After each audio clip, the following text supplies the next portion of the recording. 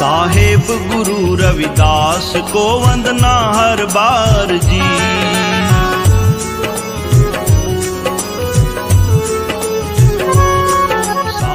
नमस्कार साथियों, कोई भी व्यक्ति अपने जन्म से महान नहीं होता है, अपने कर्म से महान होता है। इस बात को कहा था मध्यकालीन भारत के एक महान समाज सुधारक, दार्शनिक और एक महान संत गुरु रविदास जी ने। और उन्होंने इस बात को अपने जीवन में चरितार्थ भी कर दिया था कि कोई भी व्यक्ति जो है वो कर्म से ही प्रधान होता है, ना कि जन्म से प्रधान होता है। तो आज की वीडियो में उन्हीं के जीवन के बारे में, उन्हीं की जीवन यात्रा के बारे में हम जानने की कोशिश करेंगे। वीडियो के आखिर तक बने रहें, चैनल को सब्सक्राइब करें और वीडियो को ज्यादा ज्यादा शेयर करें। तो चलिए आज की वीडियो को शुरू करते हैं। तो आज हम बात कर रहे हैं मध्यकालीन भारत और भक्ति काल के एक महान संत गुरु रविदास जी के बारे में। तो सबसे पहले हम जान लेते हैं उनकी जीवन यात्रा के बारे में। तो उनका जो बचपन है वो बड़े ही कठिन उनका बचपन बीता। और उनके बचपन के बारे में ये कहा जाता है कि उनका जन्म जो है वो 14वीं शताब्दी के आसपास ही माना जाता है। उनके बचपन को लेकर या उनके जन्म को लेकर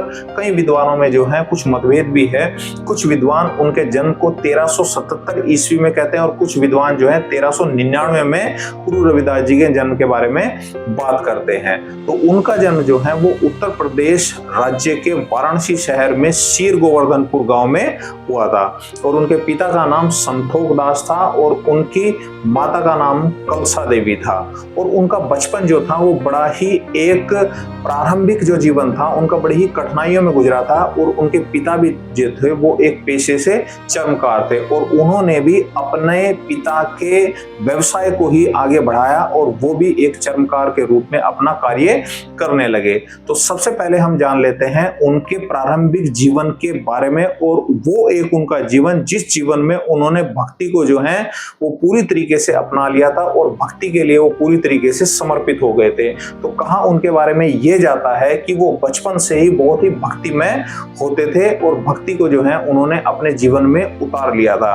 और उनके बारे में ये कहा जाता है कि वो शुरू से ही अपने बचपन से ही जो है वो साधु संतों का साथ उन्हें बहुत पसंद था। और साधु संतों की सेवा करना, उनको भोजन खिलाना, उनके पास बैठना और उनका साथ जो था उनके सत्संग को सुनना, वो बहुत ही उस चीज में उनको रुचि थी। और एक बार जो है वो उनके पिता ने भी उनको इस बारे में समझाया कि जो है वो ज्यादा भक्ति में जब होने लगे तो उनके पिता भी जो थे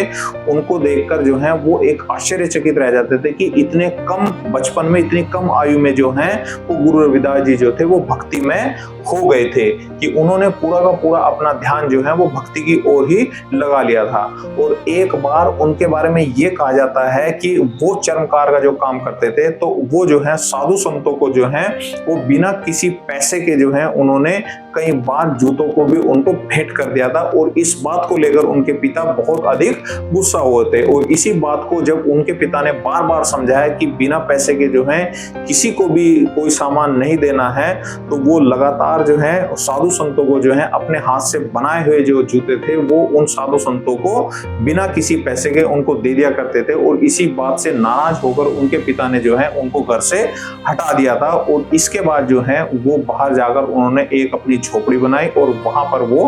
अकेले रहने लगे। जब उनका विवाह लोना देवी के साथ हुआ तो लोना देवी के साथ विवाह होने के बाद उन्होंने अपने जीवन को जो है वो पूरी तरीके से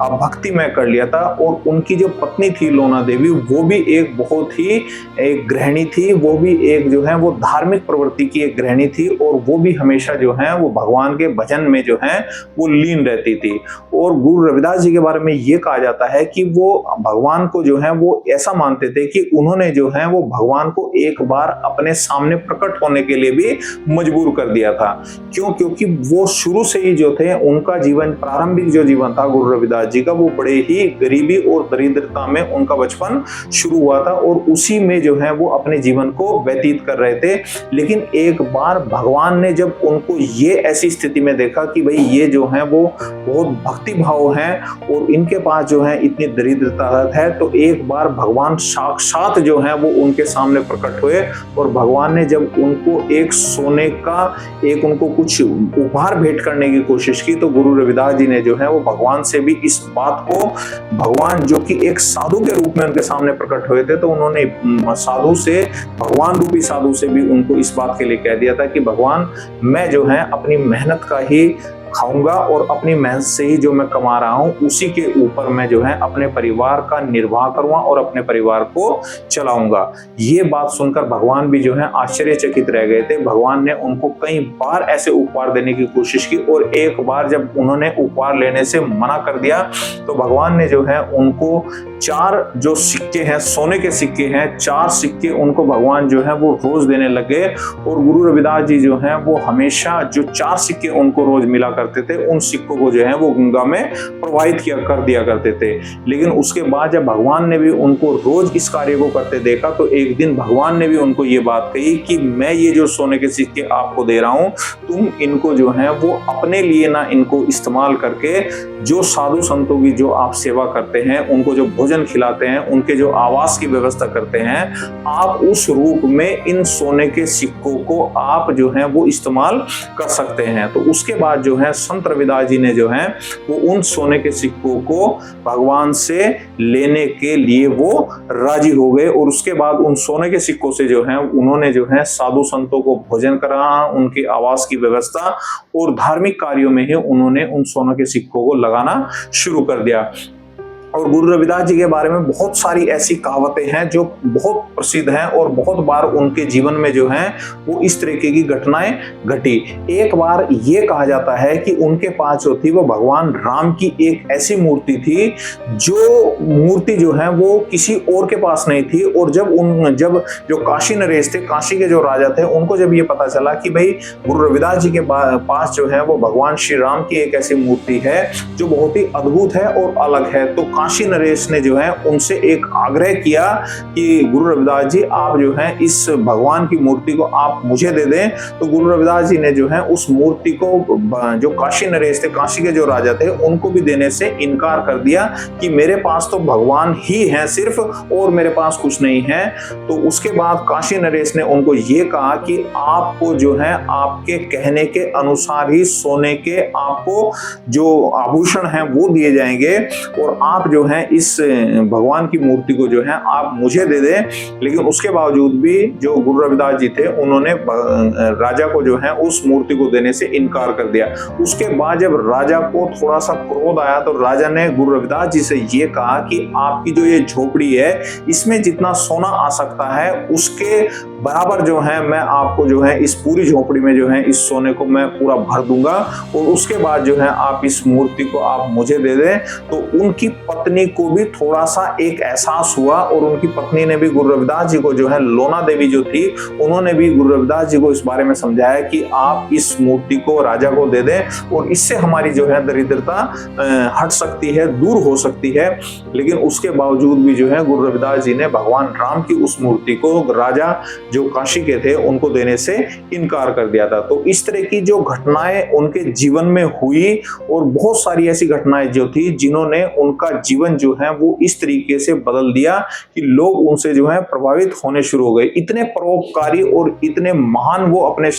उस समय के जो है संत होते हुए जिन्होंने जो है, जिनसे जो है उस समय भी लोगों ने प्रेरणा लेने शुरू कर दी। और उनके पास जो है जब वो इस तरीके की उनका जो आचरण था जिससे लोग प्रभावित होना शुरू हो गए और लोग जो है धीरे धीरे उनसे जुड़ने शुरू हो गए। और काशी नरेश के बारे में ये कहा जाता है कि काशी नरेश जो है वो रोज एक पुष्प जो है वो गंगा में प्रवाहित करने के लिए एक संत को जो है, एक व्यक्ति को जो है वो रोज गंगा जी में एक पुष्प को प्रवाहित करने के लिए भेजा करते थे। और वो व्यक्ति जो है वो रोज गुरु रविदास जी के आगे से निकलता था और गुरु रविदास जी ने जब उससे ये कहा कि भाई आप जो है वो पुष्प को प्रवाहित करने के लिए गंगा जी में जा रहे हैं जो राजा के द्वारा दिया गया था, तो आपको मैं 2 पैसे ये दे देता हूं और आप इस 2 पैसे को भी मेरे नाम से जो है वो गंगा में में प्रवाहित कर देना। तो उस व्यक्ति को जब उन्होंने 2 पैसे दे दिए तो उस व्यक्ति ने पहले तो राजा के पुष्प को जो है वो गंगा में प्रवाहित किया, और उसके बाद जो है जो गुरु रविदास जी के ने जो 2 पैसे उसको दिए थे, उसके बाद उसने 2 पैसों को उस गंगा में प्रवाहित कर दिया। और जब उन्होंने 2 पैसों को गंगा में प्रवाहित कर दिया तो ये कहा जाता है कि गंगा से 2 हाथ निकले, और हाथ निकलकर जो है उन हाथों में एक सोने का कंगन था, और उस सोने के कंगन को जो है जब उस व्यक्ति ने जो है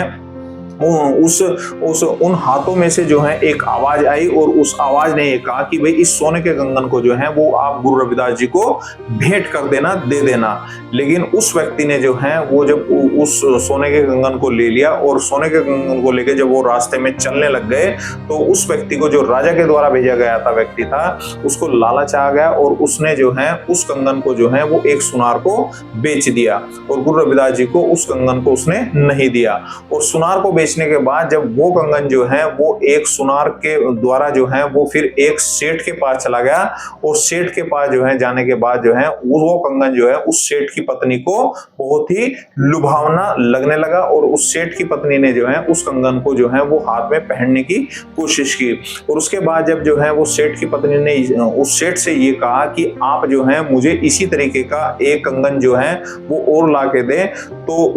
उसके बाद जो है जब सेठ की पत्नी ने एक बार, सेठ की पत्नी जो है वो राजा के पास गई, और राजा के पास जाकर जो है वो राजा की जो रानी थी, वो रानी को सेठ की पत्नी ने जो है उस कंगन को भेंट कर दिया। और उसके बाद जो है रानी ने जो है राजा से इस बात का आग्रह किया, जो काशी नरेश थे, कि आप इसी प्रकार का एक कंगन जो है वो और मुझे आप ला कर दीजिए। तो राजा ने जो पूरे जो राज्य था उसके पूरे जितने भी सुनार थे उनको इस बात के लिए आदेश दिया कि इसी तरह का एक कंगन जो है आप बना के दे दीजिए। तो सभी सुनारों ने जो है वो हाथ खड़े कर दिए, और ये कहा कि राजा साहब जो हैं ये कंगन जो है वो किसी इंसान के द्वारा नहीं बनाया गया है, ये एक ईश्वरीय आकृति है, और ये ईश्वर के द्वारा ही बनाया गया है। उसके बाद जो है जब राजा ने ये कहा कि भाई किसने इसको बनाया था, तो उस सुनार के पास गए, और उस सुनार ने जो है वो साफ साफ ये बता दिया कि जो व्यक्ति राजा के पुष्प को जो है गंगा में प्रवाहित करने जाता था, ये कंगन जो है उस व्यक्ति ने ही उस सुनार को बेचा था। और जब उस व्यक्ति से राजा ने बड़ी सख्ताई के साथ पूछा कि तुम्हें जो है ये कंगन कहां से प्राप्त हुआ, तो उस व्यक्ति ने फिर साफ साफ सारी घटना को बताया कि जब मैंने जो है वो गुरु रविदास जी के 2 पैसों को जो है गंगा में प्रवाहित किए, और वहां गंगा में से जो है 2 हाथ निकले, और उन हाथों ने इस कंगन को मुझे दिया और कहा कि गुरु रविदास जी को इस कंगन को भेंट कर देना। तो उसके बाद जो है काशी नरेश जो है दौड़े दौड़े अपनी रानी के साथ जो है गुरु रविदास जी के पास गए, उनसे आग्रह करने लगे कि गुरु रविदास जी आप इसी प्रकार का एक कंगन जो है वो आप हमें देने की कृपा करें। और उन्होंने सारी घटना को जो है गुरु रविदास जी को बताया, और गुरु रविदास जी ने कहा कि उस व्यक्ति को इस तरीके से नहीं करना चाहिए था, और ये एक जो है वो अनैतिक कार्य है। उसके बाद राजा की जो बार बार आग्रह करने के बाद जो है वो गुरु रविदास जी ने जो अपनी कठौती, जो एक प्रकार का चमड़े का एक बर्तन होता है जी, उसमें जो है उन्होंने हल्का सा एक गंगा जल डाला, और गंगा जल डालने के बाद उन्होंने उसमें से जो है उस कंगन को जो है वो निकाल दिया। और उसी समय से ये कहा जाता है कि जो उनकी कठौती थी उसमें से जो है वो कंगन प्रकट हुआ, और उन्होंने उस राजा को जो है उस कंगन को भेंट कर दिया। तो इसी तरीके के घटनाएं गुरु रविदास जी के बारे में बहुत प्रचलित हैं, और कई बार जो है लोग जो है उनसे एक बार जो है कुछ लोग गंगा के स्नान के बारे में, गंगा स्नान को करने के लिए जा रहे थे, और उन्होंने गुरु रविदास जी को ये कहा कि भाई आप भी हमारे साथ गंगा स्नान करने के लिए चलेंगे। तो गुरु रविदास जी ने उनको ये कहा, जो उन्होंने काम के प्रति वो इतने एक तरीके से समर्पित थे, तो उन्होंने उन लोगों से ये कहा कि इस समय मेरे पास जो है वो बहुत कार्य है, और मुझे जो है किसी को जो है वो जूते किसी के बनाने हैं मुझे, और उसको जो है वो समय पर मुझे देने हैं। और अगर मैं जो है गंगा स्नान के लिए आपके साथ चला भी जाऊंगा, तो मेरा ध्यान जो है वो पूरी तरीके से मेरे काम के ऊपर रहेगा, मेरा गंगा स्नान करने का कोई फायदा नहीं होगा। तो उन्होंने जो है इस बात को कहकर जो है वो लोग चले गए और उन्होंने जो है गंगा जल को जो है वो कठौती में डाला और कठौती में डालकर जो है उन्होंने ये कहा कि मन चंगा तो कठौती में गंगा। यानी कि अगर आपका मन शुद्ध है तो मन शुद्ध होके आपको जो है वो कहीं पर भी आपका जो है वो कहीं भी आपकी तपस्या हो सकती है, कहीं भी आपका धर्म कर्म हो सकता है। तो ये सारी चीजें जो थी वो गुरु रविदास जी को एक महान समाज सुधारक, महान संत और एक महान व्यक्तित्व में उनको बदल देती थी। और इस तरीके की जो घटनाएं थी वो उनके पूरे जीवन होती रही और पूरे जीवन जो है उन्होंने, सबसे बड़ी बात ये है कि उन्होंने अपना पूरा जीवन जो है वो साधु संतों को समर्पित कर दिया। और उसके बाद जो है उन्होंने काशी के एक प्रतिष्ठित गुरु थे जिनका नाम था रामानंद। रामानंद जी को ही उन्होंने अपना गुरु मान लिया था और उन्हीं के दिए हुए वचनों के ऊपर उन्होंने अपना सारा जीवन जो है वो समर्पित कर दिया। तो एक ऐसा व्यक्तित्व है जिन्होंने उस समय जो भारत की स्थिति थी, जब जो था भेदभाव था, जब भारत में जो है एक ऐसे स्थितियां बनी हुई थी कि समाज जो है वो बटा हुआ था, ये सब जात पात की स्थितियां भी भारत में फैली हुई थी, उस समय जो है उन्होंने लोगों को एक करने की कोशिश की। और उनके बारे में ये कहा जाता है कि उन्होंने जो है वो एक ऐसे राज्य की कल्पना करने की कोशिश की थी जिस राज्य में जो है वो पूरी तरीके से सब समान हो और सबको समान अधिकार प्राप्त हो। और ऐसे ही व्यक्तित्व ने जो है वो पूरे अपना जीवन जो है वो भक्ति को समर्पित कर दिया और साधु संतों की सेवा करने को ही समर्पित कर दिया। और एक ऐसे महान संत जिन्होंने समाज को एक ऐसी प्रेरणा दी कि आज भी लोग जो हैं वो उनके आदर्शों के ऊपर चल रहे हैं, उनसे प्रेरणा ले रहे हैं और इसी तरीके के व्यक्तित्व का उनका पूरा जीवन बना रहा। उम्मीद है आपको वीडियो पसंद आई होगी। वीडियो को ज्यादा से ज्यादा शेयर करें, चैनल को सब्सक्राइब करें। धन्यवाद।